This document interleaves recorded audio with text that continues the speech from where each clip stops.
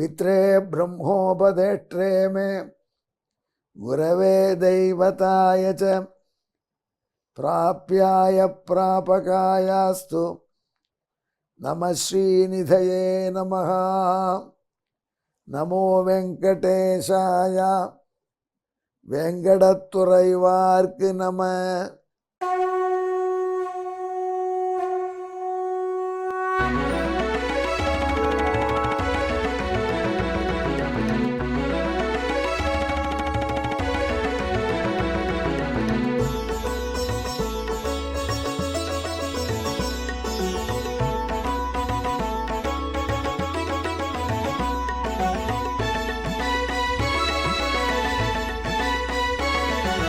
सहस्रनामं सहस्रनामं श्रीवेङ्कटेश सहस्रनामं सहस्रनामं सहस्रनामं श्रीवेङ्कटेश सहस्रनामम्।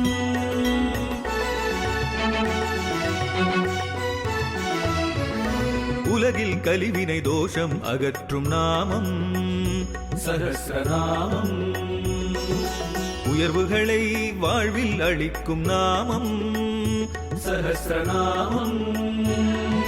திருமலையில் தினம் அர்ச்சனை நடைபெறும் நாமம் சஹஸ்ரநாமம்.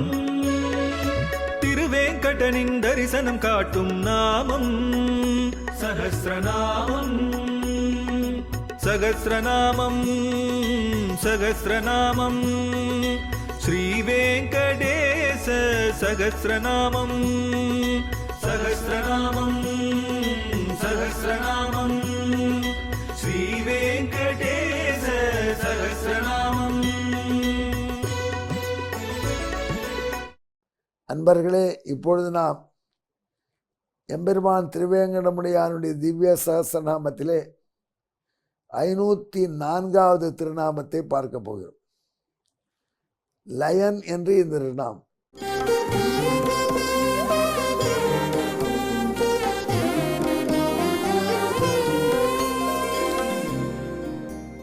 எல்லாம் இவனிடம் ஒடுங்குகின்றன அப்படின்னு அர்த்தம். தன்னிடம் எல்லாவற்றுக்கும் ஒடுங்கும் இடமானவன் லயமடைகிறதுன்னு சொல்றேன்.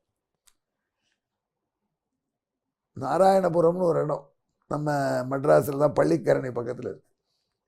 அங்கே ஐஐடிக்காரங்க சில ஆராய்ச்சி மையம் வச்சுருந்தாங்க. அதுக்கு எங்களை அழைத்து கொண்டு போனார்கள். எஸ்ஐஎஸ்சில் நான் வேலை செய்கிறேன். அங்கே ஒரு பெரிய அதிசயம் என்னென்னா, அதை பார்த்து கொண்டு வந்தவர் டாக்டர் கருணாகரன். டாக்டர் கருணாகரன்னா எனக்கு ஜூனியர் இன்ஜினியரிங் காலேஜில். நானும் கருணாகரன் அடுத்த ஆண்டு வந்து சேர்ந்தார். அவரை கருணாகரன் பேர் சொல்ல. அவர் பின்னாடி ரொம்ப நிறைய உழைச்சி கழிச்சு டாக்டர் கருணாகரன் டாக்டரேட்லாம் வாங்கினார். நான் டாக்டர் அப்புறமும் வாங்கினேன். அந்த டாக்டர் கருணாகரன் ரொம்ப அன்போடு சீனியர் ஆச்சே காலேஜில், அன்போடு அழைச்சின்னு போனார். அங்கே ஒரு ஃபிஷிங் ஃபார்ம், மீன்களுடைய பண்ணை வச்சுருந்தாங்க. அதில் ஒரு மீன் அப்படி ஜம்ப் பண்ணி அங்கே போச்சு. அதை பற்றி அந்த மீன் பண்ணை இன்சார்ஜான ப்ரொஃபஸர் சொன்னார். கருணாகரன் பார்த்து என்னையும் பார்த்து, சார் இது டிலேப்பியாங்கிற மீன் சார். இந்த டிலேப்பியான்னா மீனுக்கு அது என்ன ஸ்பெஷாலிட்டி, இது என்ன செய்யும், எங்கேயாவது இதனுடைய குஞ்சுக்கு ஆபத்து வராமல் நிகழ்ச்சி வந்தால் உடனே டபால்னு குஞ்சை விழுங்கிடும். எப்படி குஞ்சையை சாப்பிட்றோம். அந்த ஆபத்து போயிடுத்துன்னு உறுதியானவனே டொப்புன்னு விழுந்துடும். அதுதான் இந்த மீனுடைய ஸ்பெஷாலிட்டின்னு அவர் அறிமுகப்படுத்தினார். அப்போ இப்படியும் ஒன்று சிருஷ்டி இருக்கானே, அப்போ தான் எனக்கு ஒன்று புரிஞ்சுது. திருவேங்கடமுடையானை பற்றி ஆழ்வார்கள் பாடும்பொழுது, நம்மாழ்வார் பாடும்பொழுது முதல்ல சொல்கிறார் 6ஆம் பத்து திருவாய்மொழி செய்யுப்பதிகத்தில், உலகமுண்ட பெருவாயா, உலகத்தை சாப்பிட்ட பெரிய வாயை உடைய பெருமானே. உலகத்தை சாப்பிடுதுன்னா நம்மளுக்கு அர்த்தம் சொல்ல சம்ஹாரம் பண்ணுறவன்னு சொல்லணும். நம்ம சாப்பிட்றதான் சம்ஹாரம் தானே. சாப்பிட்டார் எல்லாத்தையும், அத்தனை பணத்தையும் சாப்பிட்டார் அப்படின்னா என்ன அர்த்தம்? 4000 கோடியும் சாப்பிட்டாங்கயா அப்படி சொல்கிறாங்களோ. நாம் அழிப்பதைத்தான் சாப்பிட்றதுன்னு நம்ம பொதுவாக நினச்சிப்போம். இப்போ உலகம் உண்ட பெருவாய்க்கு என்ன, உலகத்தையெல்லாம் பிரளயத்தில் விழுங்க போகணுன்னு தான் அர்த்தம் சொல்லணும், பெரிய வாயன். ஆனால் சுவாமி தேசிகன் போன்றவர்கள் உலகம் உண்ட பெருவாய் என்ற உலகத்தை ரட்சித்தருளினவன், சாப்பிட்டு சம்மரிக்கிறோன்னு அர்த்தம் சொல்லாமல் சாப்பிட்டோன்னு ரட்சித்தருளையவன்னு சொல்கிறாரு. இது எப்படின்னா, என்னையாச்சு அந்த வாழைப்பழம் 2 வாழைப்பழம் வாங்கிட்டு சொன்னேன், ஒன்று தான் இருக்குது, இன்னொன்று என்னாச்சுன்னா பத்திரமா வச்சுருக்கேன். நான் என்னைய பத்திரமா வச்சுருக்கேன், ரொம்ப சேஃபாக வச்சுட்டேன் ஐயா அப்படின்னு. 2 வாங்கிட்டு சொன்னேன், ஒன்று இன்னொரு வேலை கேட்பீங்க, அப்போ கொடுக்க வேண்டாமா, அதுக்கு சேஃபாக வச்சுருக்கேன். எங்கடா சேஃபாக வச்சுருக்கேன், வாங்கி வயதில் போட்டேன், உள்ள சேஃபாக இருக்கு. அந்த மாதிரி முழுங்கினதை போய் ரட்சிக்கிறவன்னு சொல்கிறானேன்னு நினச்சேன்.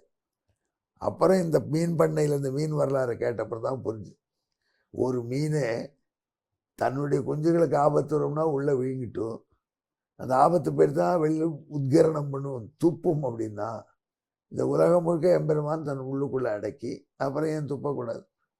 அதில் உள்ளுக்குள்ளே அடக்குவது என்பது சம்ஹாரம் இல்லைங்க, உண்மையாகவே இது ரட்சணம் செய்வது. இனிமேல் நம்ம ஆச்சாரியர்கள் நுட்பமாக சொல்கிறாரு. ஆகினால இந்த மக்களுக்கு ஆபத்து வருகிறது, பிரளயகால ஒழிக்கால ஆபத்துன்னா இவர்கள் எல்லாரையும் தன்னுள் ஒடுக்கி வைக்கிறான் பகவான். தனக்குள்ள லயமடைய செஞ்சு பத்திரமா வைக்கிறான்.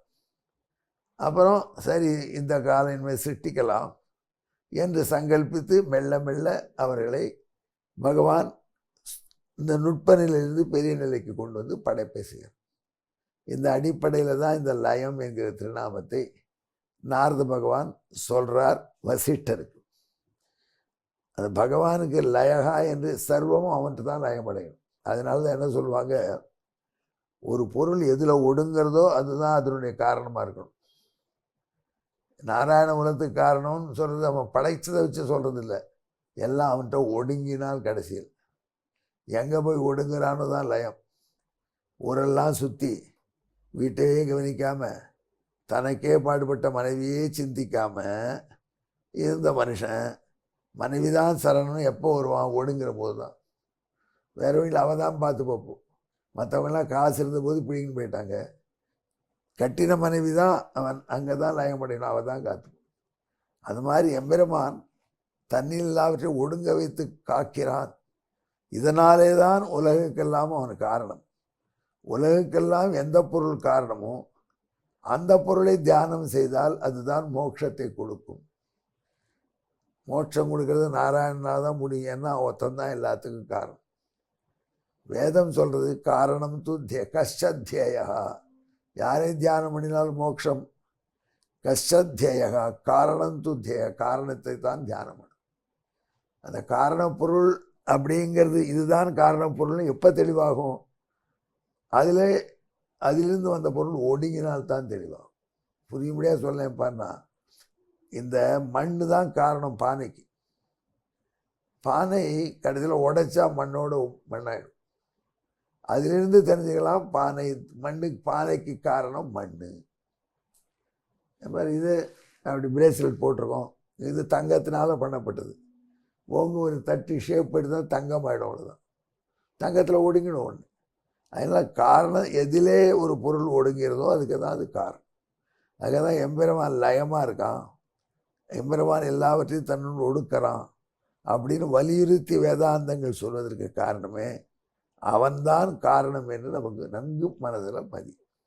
அதுக்கு தான் இந்த 504வது திருநாமத்தை நாரத பகவான் இப்படி வர்ணித்து வச்சிருக்கார். எம்பெருமான் உண்டு விழுந்த எச்சில் என்று திருமங்கை ஆழ்வார் எல்லா தேவதைகளுமே எச்சல் தான் அப்படின்னு. ஏன் தேவதைகள்லாம் எச்சல்னு சொல்கிற இவ்வளோ ஆச்சாரம் பார்க்குறேன்னு கேட்டால் எல்லாரையும் உண்டு உமிழ்ந்து காப்பாற்றினவன் தான். அதனால் நாம் எல்லாருமே எம்பெருமானில் உண்டு ஊழப்பட்டவர்கள். அப்படிப்பட்ட நம்மை ரட்சிக்கிற பகவான் லயஸ்தானமாக இருக்கான், அவன் தான் நம்ம திருவேங்கடமுடியான் என்று இதை நாம் புரிந்து கொள்ள வேண்டும். இதை புரிந்து கொள்வதற்கு வசதியாக இந்த ஸ்லோகத்தின் டிலேப்பியா மீன் வரலாறையும் வைத்து ஒரு ஸ்லோகத்தை திருவேங்கடமுடியான் பண்ண வச்சிருக்கான். அந்த ஸ்லோகத்தை உங்களுடன் பகிர்ந்து கொள்கிறேன், நிதானமாக கேளு.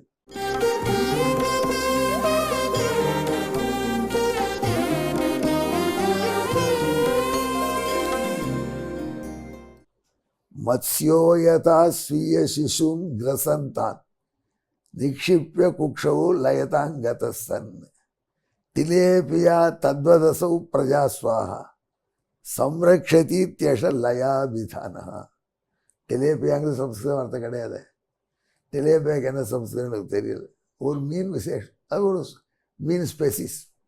மீன்களிலே ஒரு வகையான மீன், மீன்களிலே ஒரு வகையான டிலேபியா என்கிற மீன் எப்படி தன்னுடைய குஞ்சுகளை தான் விழுங்கி தன் வயிற்றிலே வைத்து பாதுகாக்கிறதோ, அப்படி தான் படைத்த உலகத்தை பிரளயத்திலே தன்னிடம் லயம் அடையும்படி செய்து காக்கிறான் எம்பெருமான். ஆகையினாலே இவனை அந்த மீன் போல லயமாக இருந்து காப்பாற்றுகிறான் என்று புரிந்து கொள்ள வேண்டும் என்று நாரதர் லயகா என்று பெயரிட்டு அதே வசிட்டருக்கு சொல்கிறார். இந்த ஸ்லோகத்தால் சொல்லிட்டோம். இது இப்போ தமிழ் பாட்டால் சொல் ஒரு அகவல்ல. திலேபிய மீனை போல பெருமான் வயிற்றின் உள்ளே வைத்து அடியோரை காப்பான், எனவே இளையன் பெயரோ நாமே. அப்படி பக்தர்களை ரட்சிக்கிறது பகவான் பல வகையாக செய்கிறான். அதில் இது ஒரு விசேஷமான ரட்சணம். ரட்சணம் என்பது எம்பெருமானுக்கே உரிய சுவாவம். ஆகினால்தான் அடிக்கடி ஒரு வார்த்தை சொல்வார், நகி பாலன சாமர்த்தியம் ரித்தே சர்வேஸ்வரா. நாராயணன் தவிர யாருக்கும் காப்பாற்றுற சாமர்த்தியம் கிடையாது. எல்லாரும் காப்பாற்றினா காப்பாற்ற முடியுமா? அர்ஜுனனுக்கு பகவான் தேர் ஓட்டுறான். அர்ஜுனனுக்கு பகவான் தேர் ஓட்டுறான்னா அர்ஜுனனை அடிக்கிறதுக்கு எத்தனையோ பேர் காத்துட்ருக்கான். அர்ஜுனன் மீது பழி வாங்கணும்னு தக்ஷகனுடைய பிள்ளை காத்துட்ருக்கான்.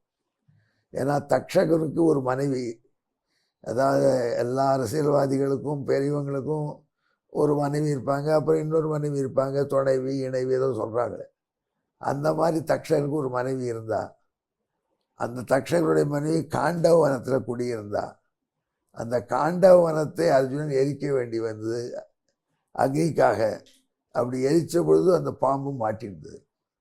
அந்த பாம்புக்குள் குட்டியை விழுங்கி வெளில ஜம்ப் பண்ணிடலான்னு ஆசைப்பட்டது.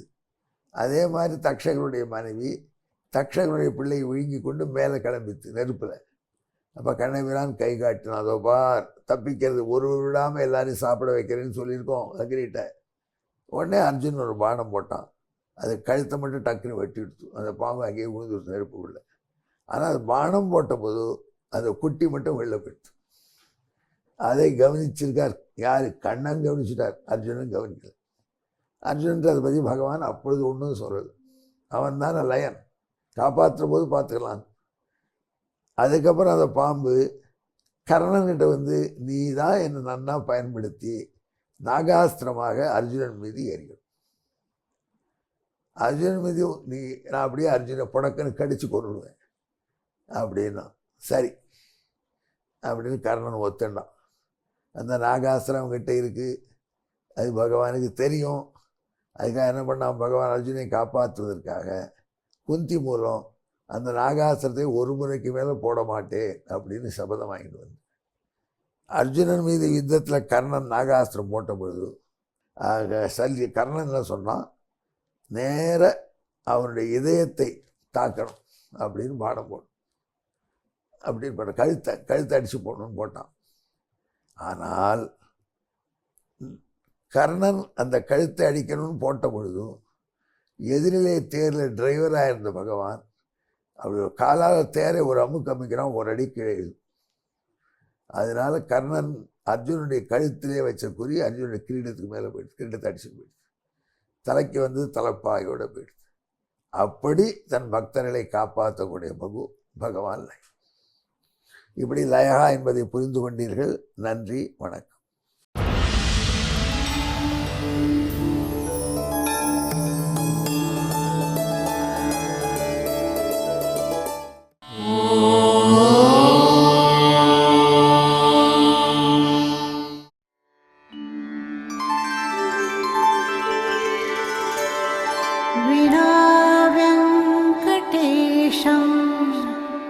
ननाथो ननाथः सदा वेङ्कटेशं स्मरामि स्मरामि।